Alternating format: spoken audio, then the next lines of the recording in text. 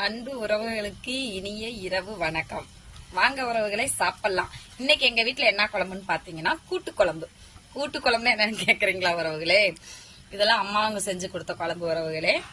நம்ம துவரம் பருப்பு பச்சையா போட்டு, துவரம் பருப்பு அதாவது நம்ம வேக வைக்கிறது இல்ல, அப்படியே பருப்பா எடுத்து கொஞ்சமா பருப்பு எடுத்து கொத்தமல்லி, சீரகம், பட்டை, சோம்பு, இது கொஞ்சம் புளி, தக்காளி பழம், ஒரு 4-5 தக்காளி பழத்தை எல்லாம் போட்டு அரைச்சு உப்பு போட்டு மஞ்சத்தூள் போட்டு அப்புறம் என்ன பண்ணோம், அதை கரைச்சி எடுத்து வச்சுட்டு எங்க அம்மா சொல்லி கொடுத்தது உறவுகளே. இது அப்படி ஒரு டேஸ்டா இருந்துச்சு. எண்ணெய் ஊத்தி வெங்காயம் மட்டும் சின்ன வெங்காயம் அரிஞ்சு தாளிச்சு சூப்பரா நுர கட்டினோடனே இறக்கிடணும். அந்த குழம்பு கொதிக்க விடக்கூடாது. கொதிக்க விட்டோம்னா டேஸ்ட் மாறிக்குமா.